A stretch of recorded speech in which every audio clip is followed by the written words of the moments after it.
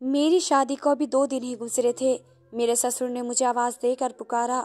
मेरे ससुराल में बस मेरे ससुर ही रहते थे और मेरे शौहर ने शादी की रात ही मुझे ख़ास ताकीद की थी कि मेरे वालिद को गुस्सा बहुत आता है, उन्हें कभी भी किसी भी बात से इनकार मत करना वरना वे गुस्से में पागल हो जाते हैं। और उस दिन से मैं भी यही देख रही थी।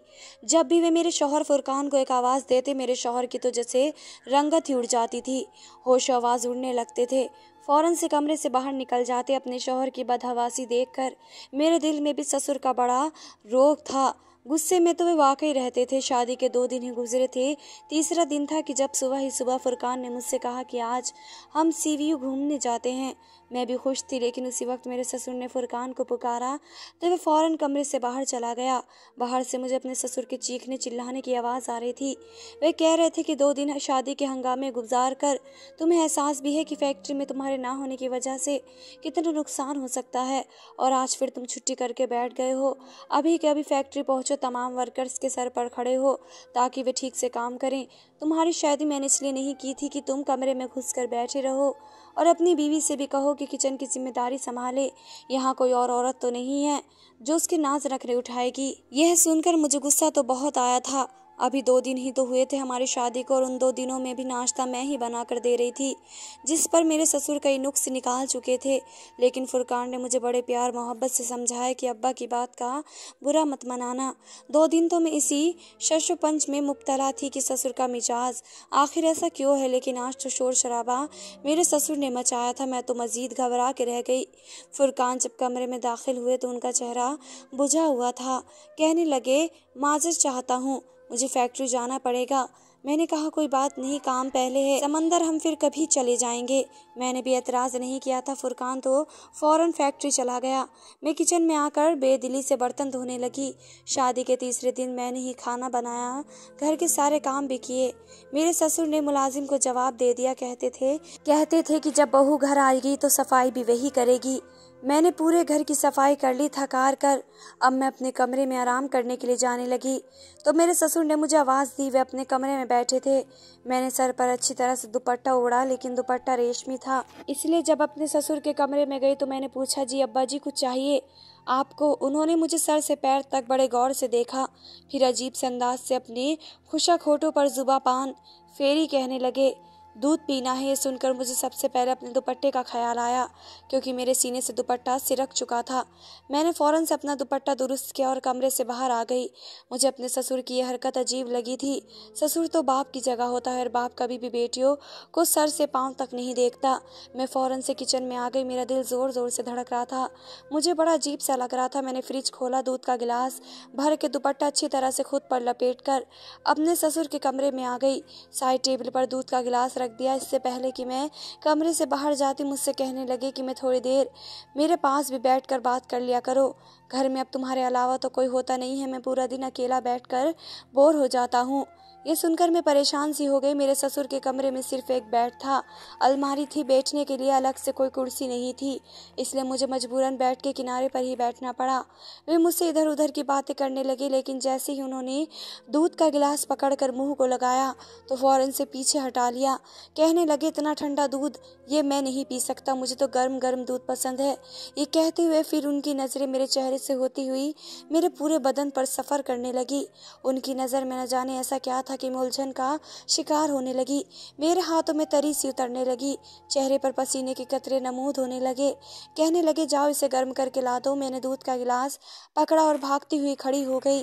वैसे तो 2 दिन से मेरे ससुर बड़े ही गुस्से में बात करते दिखाई दे रहे थे जब मेरे शौहर घर में होते थे, लेकिन आज तो उनका लहजा बड़ा ही धीमा लग रहा था। ये लग ही नहीं रहा था कि ये मेरे ही ससुर हैं जो 2 दिन से फुरकान को चिल्ला चिल्ला कर बात कर रहे थे और गुस्से से फुरकान से बातें कर रहे थे, डांट रहे थे।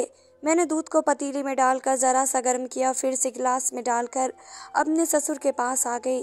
जैसे ही मैंने गिलास उनके आगे बढ़ाया, उन्होंने गिलास के साथ मेरे हाथ भी थाम लिया। मुझे तो जैसे पूरे वजूद में करंट सा लगा। मैंने फ़ौरन घबरा कर हाथ पीछे करना चाहा तो उन्होंने मेरा हाथ छोड़ दिया।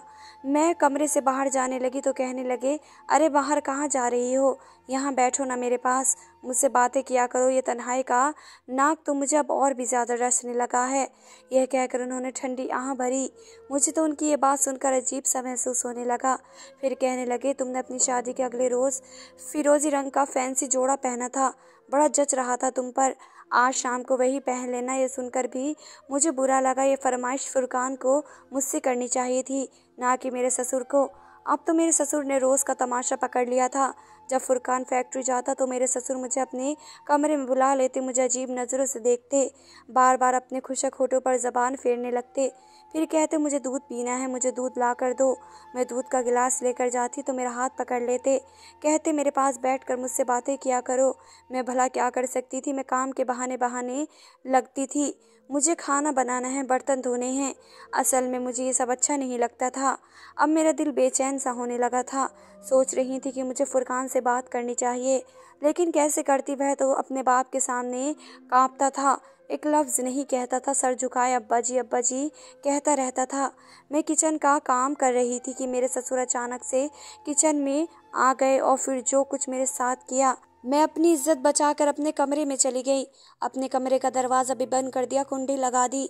बेड पर बैठ गई। बदहवासी मुझ पर बुरी तरह से सवार थी। मेरा पूरा वजूद लरज़ रहा था। मैं सोच भी नहीं सकती थी कि मेरा ससुर मेरे साथ ऐसी भी कोई हरकत कर सकता है। मेरी आंखों से आंसू बहने लगे। मैं सोच चुकी थी कि मैं फुरकान से बात करूंगी। मैंने पूरा दिन कोई काम नहीं किया, अपने आप को कमरे में बंद कर चुकी थी। कई बार मेरे ससुर मेरे कमरे का दरवाज़ा खटखटा चुके थे कि उन्हें भूख लगी है, खाना दे दो, लेकिन मैंने उन्हें कुछ नहीं दिया। मेरी जगह कोई भी होती तो यही सब कुछ करती जो मैंने किया था। रात को मेरा दरवाज़ा ज़ोर ज़ोर से खड़खड़ाया। फुरकान थे। कहने लगे, अंजुम दरवाज़ा खोलो, ये क्या बदतमीज़ी है, क्यों तुमने सुबह से दरवाज़ा बंद किया है, कमरे में बैठी हुई हो। फुरकान की आवाज़ सुनकर मैंने दरवाज़ा खोला। ही जैसे मैंने दरवाज़ा खोला तो दोनों बाप बेटे मुझे गुस्से से देख रहे थे। फुरकान कहने लगा, तुम में ज़रा भी हया है, मेरा बाप सुबह से भूखा बैठा हुआ है और तुमने इन्हें रोटी तक नहीं दी। उन्हें शुगर का मर्ज़ है, अगर उनकी तबीयत ख़राब हो जाती तो इसका जिम्मेदार कौन होता। मैंने कहा, मैं इनकी जिम्मेदारी नहीं संभाल सकती, बेहतर है कि आप कोई और इंतज़ाम कर ले। मेरा ये कहना था कि फुरकान गुस्से से भर उठा। कहने लगा, ये क्या बदतमीज़ी है। पीछे से मेरे ससुर कहने लगे, देख रहे हो तुम, अभी जुम्मा 8 दिन नहीं हुए आए हुए इस घर में, इसने अपने रंग भी दिखाने शुरू कर दिए। मुझे पहले ही पता था ये लड़कियां शादी के बाद क्या करती हैं और अलग होने के ख्वाब पहले ही आंखों में सजा लेती हैं। फुरकान कहने लगा कि आज तो तुमने ये बात कह दी, आइंदा अगर कही तो हाथ में तलाकनामा पकड़ा कर तुम्हें रुखसत कर दूंगा। ये सुनना था कि मेरा रंग उड़ गया। मेरे वालिद की पहली 5 बेटियां थी।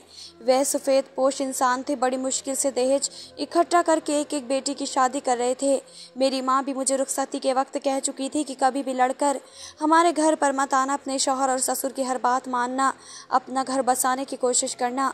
लेकिन जो कुछ मेरा ससुर चाहता था वह मैं नहीं कर सकती थी। उसकी हरकतें, उसकी बेबाकी गुस्ताखियाँ दिन ब दिन बढ़ती जा रही थी।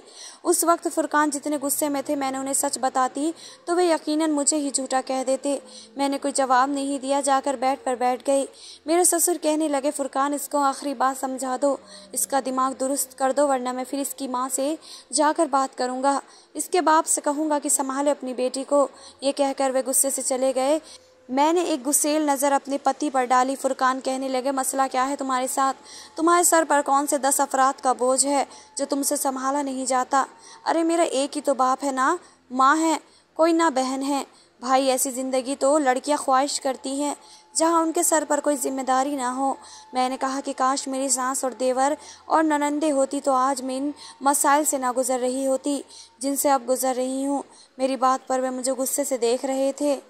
कहने लगे, ऐसे कौन से मसले पैदा कर दिए हैं मेरे बाप ने तुम्हारे सर पर, सिर्फ 2 वक्त की रोटी तो देनी पड़ती है ना, वो भी तुम्हें बोझ लग रही है। देखो, मैं अपने घर में फसाद नहीं चाहता, मैं फैक्ट्री से थका आ रहा हूँ और आते ही ये सब कुछ नहीं देख सकता। मुझे सुकून चाहिए। मैंने शादी सुकून हासिल करने के लिए की है, ना कि ये फसाद देखने के लिए। मैंने कहा, फुरकान ऐसा करो कि अपने बाप की शादी करवा दो।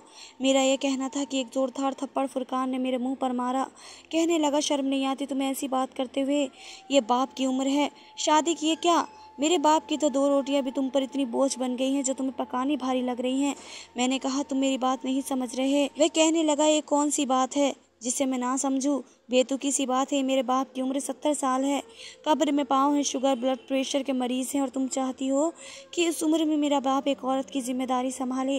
अब मैं उन्हें क्या बताती कि उनका बाप अपने ही बेटी की बीवी पर नज़र रखे हुए है। मैंने कहा कि आप शादी करवा दें, मैं आपके बाप और माँ दोनों को संभाल लूँगी। मेरी बात पर वह मुस्कुराए और कहने लगी कि मेरे एक बाप की 2 रोटियाँ तुमसे पकाई नहीं जा रही और तुम मेरी सौतेली माँ को संभाल लोगी। देखो, ये घर, कारोबार, फैक्ट्री सब कुछ मेरे अब्बा के नाम है। अगर उनकी कोई बीवी की हैसियत से आ गई घर में तो वह सब कुछ अपने कब्जे में कर लेगी, मुझे और तुम्हें धक्के मार कर निकलवा देगी इस घर से। अब्बा के गुस्से से तुम अच्छी तरह वाकिफ हो, जब गुस्से में आते हैं तो किसी का लिहाज नहीं करते। मैं चुपचाप उनकी सुनता हूँ। अब दोबारा से अब्बा की शादी का नाम मत लेना। ये कहकर वे कमरे से बाहर निकल गए। अब मैं सोच में पड़ गई कि मैं क्या करूँ। मैं अपने ससुर की इस तरह की हरकतें बर्दाश्त नहीं कर सकती थी, और मायके जाने का मतलब था कि मैं अपना घर बर्बाद करके बैठ जाती। हम लड़कियां भी कितनी मजबूर होती हैं अपना घर बसाने के लिए, क्या कुछ हमें बर्दाश्त नहीं करना पड़ता। हम मैं तलाक ले लेती तो दोबारा मेरी शादी का सवाल ही पैदा नहीं होता। अगर मैं तलाक याफ्ता हो जाती तो मेरी छोटी बहनों के भी रिश्ते न होते। मैं टप टप आंसू बहाती अपने दुपट्टे से साफ करने लगी कि फौरन से फुरकान की आवाज़ आ गई। कहने लगे, अंजुम बाहर आओ, जल्दी से आमलेट और पराठे बना दो, अब्बा को बाजार का खाना हजम नहीं होता। मैंने बाहर आकर आमलेट और पराठे बनाए और कमरे में आ गई। मैंने उस रात खाना भी नहीं खाया, लेकिन फुरकान ने एक बार भी मुझसे ये नहीं कहा कि तुम भी पूरे दिन की भूखी हो, खाना खा लो। मर्द कभी भी औरत की परवाह नहीं करता, बस अपने कामों से मतलब होता है। फुरकान का शुमार भी ऐसे ही मर्दों में से होता था। मैंने उसके बाद अपने लब बंद कर लिए। फुरकान जब फैक्ट्री चले जाए तो मेरा ससुर मुझे आवाज़ें देने लगा। मैं बड़ी मजबूरी और बेबसी में उनके कमरे तक गई।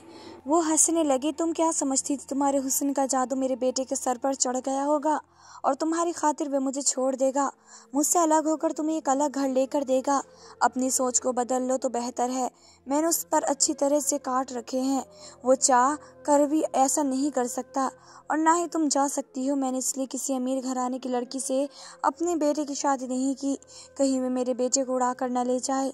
इसलिए तुम्हें लेकर आया था, क्योंकि मैं जानता था कि तुम्हारे बाप के हालात ऐसे नहीं हैं कि वे तुम्हारा घर बसाने के बाद दोबारा से तुम्हें अपने घर बिठा सकें या अलहदा से कोई घर दिला सकें।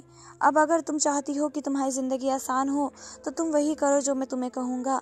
मैं बेहद परेशान होकर रह गई थी। कहने लगे, जाओ जाकर मेरे लिए दूध लेकर आओ। ये लफ्ज़ मेरे अंदर आग लगा देता था। मेरा जी चाहा कि पेट्रोल डालूं और खुद पर और अपने आप को आग लगा लूं। ऐसी तजल मुझसे बर्दाश्त नहीं होती थी। मैं अब यही करती थी कि खाने पीने की चीज़ें अपने ससुर के कमरे में पहुंचाकर फौरन बाहर आ जाती। ना उनके पास बैठती थी, ना बात करती थी। ज़्यादातर वक्त अपने कमरे में ही गुजारने लगी थी। एक दिन तो हद ही हो गई। मेरे ससुर ने तो फुरकान का भी लिहाज नहीं किया। रात को खाना खा रहे थे। मैंने अपने ससुर की फरमाइश पर गोश्त की बिरयानी बनाई थी। बिरयानी बनी भी बहुत अच्छी थी। खाना खाते हुए कहने लगे कि आज तो बहू ने मेरा दिल खुश कर दिया, बहुत मज़े का खाना बना है फुरकान। यह सुनकर मुस्कुराने लगा, मुझे तशु भरी नज़रों से देखने लगा, लेकिन मुझे ज़रा भी खुशी नहीं हुई। फिर जेब से मेरे ससुर ने 5000 का नोट निकाला और मेरी तरफ बढ़ा दिया। कहने लगा, ये तुम्हारा इनाम है, इसे रख लो। लेकिन मैंने इनकार कर दिया। मैंने कहा, मैं अपना फ़र्ज़ निभा रही हूँ, मुझे ये नहीं चाहिए। मेरा इनकार करना था कि फुरकान मुझे घूरने लगा। कहने लगा, अब्बा अपनी खुशी से दे रहे हैं, इनकार नहीं करना चाहिए। पैसे ना चाहते हुए भी मैंने 5000 का नोट पकड़ लिया। मैं बर्तन उठाने के लिए जैसे ही खड़ी हुई, मेरा ससुर भी खड़ा हो गया। मेरी तरफ बढ़कर मुझे अपने गले से लगा लिया। मैं तो यूँ थी कि जैसे पत्थर का मुजस्सिमा बन गई। कहने लगे, मैं तुम्हारे बदले हुए रवैये पर बहुत खुश हूँ। ऐसी ही रहोगी तो बहुत जल्द मेरे दिल में जगह बना लोगी। ये कहकर वे अपने कमरे में चले गए। मैं फुरकान को देख रही थी, जिसके चेहरे पर कोई भी तासुरात ना थे, लेकिन मुझे ये चीज़ बहुत बुरी लगी। मैंने कहा कि ये अब्बा का कौन सा तरीका है? मैं उनकी सगी बेटी नहीं हूँ। उनको चाहिए मुझसे फासले से बात किया करें। उनका क्या हक बनता है मुझे अपने साथ लगाएं? अल्लाह ताला ने तो एक उम्र के बाद बाप और बेटी का भी फासला रखने के लिए कहा है, और माँ बेटे का भी। मेरी इस बात पर फुरकान भड़क उठे। कहने लगे, तुम इतनी छोटी सोच की मालकिन हो सकती हो? मेरा बाप तुम्हें अपनी बेटी समझता है। क्या हो गया है जो तुम्हें उन्होंने ज़रा सा साथ क्या लगा लिया, तुम्हारे सर पर प्यार क्या कर लिया? अजीब लड़की हो तुम। बजाय इसके कि अब्बा के दिल में जगह बनाओ, तुम हर बार पर एतराज़ करती हो। वह धीमे लहजे में मुझ पर गुर्रा कर बोल रहा था। कहने लगा, शुक्र करो अब्बा ने ये बातें नहीं सुनी, वरना मजीद मुसीबत में पड़ जाती। फिर मुझसे कहने लगे कि मैं तुमसे आखिरी बार समझा रहा हूँ अंजुम, अपना रवैया अब्बा से ठीक रखा करो। मैं रोने लगी। मैंने कहा, फुरकान मेरी बर्दाश्त की हद खत्म हो चुकी है। ऐसा करो, मुझे जहर ला कर दे दो या अपने अब्बा की शादी करवा दो। यह कहकर मैं कमरे में चली गई। कुछ देर बाद ही बाहर की डोर बेल बजी। फिर बाहर शोर की आवाज़ें आने लगी। मैं कमरे से बाहर आई। मुझे पता चला कि मेरा एक देवर भी है जो दुबई में तालीम हासिल करने गया था और अब वह वापस आ चुका है, वह भी अपनी बीवी के साथ। मेरे देवर ने वहीं शादी की और मेरा ससुर उससे नाराज़ था, इसलिए उसे घर आने की इजाज़त नहीं दी। ना ही इस बात का इल्म मेरे घर वालों को था कि फुरकान का कोई और भाई भी है। उन दोनों मियाँ बीवी को देखकर मैं हैरान थी। मेरे ससुर अभी भी गुस्से में खड़े थे। कहने लगे कि अगर अपनी मर्जी से शादी की थी तो फिर इसे यहाँ वापस क्यों लाए। वहीं रहते हुए हाथ जोड़कर माफ़ी मांगने लगा। फिर फुरकान ने भी कहा कि अब्बा गुस्सा जाने दो, जो होना था वह हो चुका, इमरान को गले लगा लो। बहरहाल अब मेरी देवरानी भी आ चुकी थी। काफ़ी खूबसूरत सी दुबली पतली सी लड़की थी। मैंने भी शुक्र किया कि अब मैं घर पर अकेली नहीं हूँ। काफ़ी खुश मिजाज और बातूनी किस्म की लड़की थी। मेरे साथ घुल मिल गई। इमरान ने फुरकान के साथ फैक्ट्री जाने लगा। मेरे ससुर की तवज्जो मुझसे हटकर अब देवरानी की जानिब मुफज्जल हो गई। एक रात खाने के दौरान कहने लगे कि अब मेरे सारे काम छोटी बहू करेगी। वो भी खुशी खुशी तैयार हो गई। कहने लगी, ठीक है अब्बा, आपको जो भी चाहिए आप मुझसे मंगा लेना। इमरान भी ये सुनकर मुस्कुराने लगा। लेकिन चंद दिन गुजरे कि एक बार मेरी देवरानी अम्बरीन जब ससुर के कमरे से बाहर आई तो बड़ी बद हवास थी। बार बार अपने चेहरे का पसीना पोंछ रही थी। मैं समझ सकती थी कि वे किस तकलीफ से गुजर रही है। किचन में आकर चुपचाप बर्तन धोने लगी। मैंने पूछा, क्या हुआ? कहने लगी, मुझे अब्बा की आदतें बड़ी अजीब लगती हैं। अजीब नज़रों से देखते हैं, अजीब बातें करते हैं जिन्हें सुनकर मेरे कानों की लो तक सुर्ख हो जाती है। कहने लगी, मैं तो इमरान से बात करूंगी। वे तो कहते थे कि उनके अब्बा बहुत अच्छे हैं, लेकिन यह तो बात बात पर अपने करीब करते हैं। कभी हाथ पकड़ लेते हैं, कभी गले लगा लेते हैं। मुझे ये सब अच्छा नहीं लगता। मैंने कहा, ये दोनों भाई कभी भी अपने बाप की बात नहीं टालते। मैं भी इस तकलीफ से गुजर रही थी, लेकिन फुरकान ने मेरी कभी नहीं सुनी। मैं कहने लगी, लेकिन मैं तो इमरान से साफ कह दूंगी। अगर अब्बा ने यही रवैया रखा तो मैं उसे कह दूंगी कि अलग घर ले कर दे। वही फसाद फिर से बरपा हुआ जो कि मेरे और फुरकान के बीच हो चुका था। इमरान कहने लगा कि मैं तुम्हारे साथ कई साल मुल्क में अकेले रह चुका हूँ, अब मेरे घर पर तुम क्या आई हो? 4 दिन अब्बा को रोटी बनाकर क्या देनी पड़ी? तुमने एक नया प्रोपेगेंडा शुरू कर दिया। वही बहस शुरू हुई जो फुरकान की मेरे साथ कई बार हो चुकी थी। अमरीन तलाक मांगने लगी। फुरकान जब कमरे में आया तो काफ़ी चुप चुप सा था। मैंने कहा, फुरकान आप अब भी यही कहेंगे कि मैं गलत थी?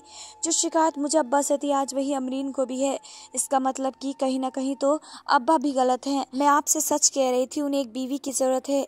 बेशक उनकी उम्र 70 साल है। आपको तो चाहिए था कि अपनी वालिदा के वफात के कुछ अरसे बाद ही उनकी शादी करवा देते, ताकि वह हमें सच में बेटियां ही समझते। मेरी बात शायद अब फुरकान की अकल में आई थी। एक बार उन्होंने अब्बा से दूसरी शादी के लिए कहा तो पहले तो वे नाराज़ हो गए। कहने लगे, मैं इस उम्र में शादी करूंगा? क्या तुम लोगों का दिमाग ख़राब है? तो फुरकान ने कहा कि एक बेवा औरत है, अगर आप उसे सहारा दे देंगे तो इसमें कोई हर्ज की बात नहीं है। वे औरत भी 50 या 55 साल की है और भाइयों के रहमो करम पर पड़ी मुश्किलों से ज़िंदगी गुजार रही है।